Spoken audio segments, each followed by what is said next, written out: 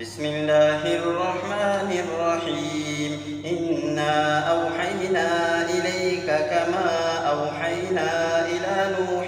والنبيين من بعده وأوحينا إلى إبراهيم وإسماعيل وإسحاق ويعقوب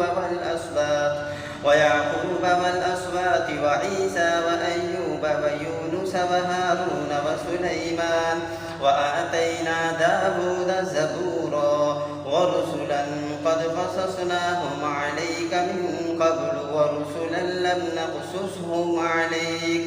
وكلم الله موسى تكليما رسلا مبشرين ومنذرين لئلا يكون للناس على الله حجة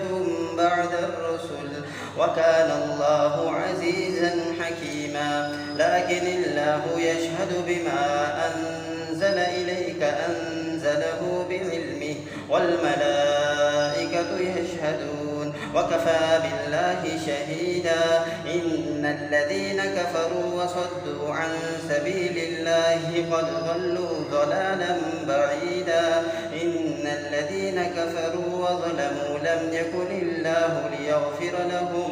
ليغفر لهم ولا ليهديهم طريقا إلا طريق جهنم خالدين فيها أبدا وكان ذلك على الله يسيرا يا أيها الناس قد جاءكم الرسول بالحق من ربكم فآمنوا خيرا لكم وإن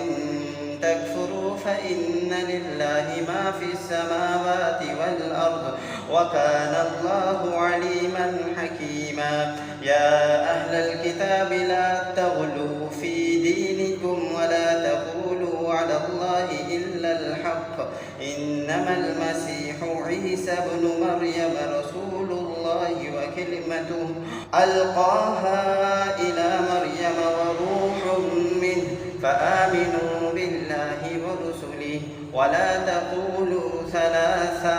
انتهوا خيرا لكم إنما الله إله واحد سبحانه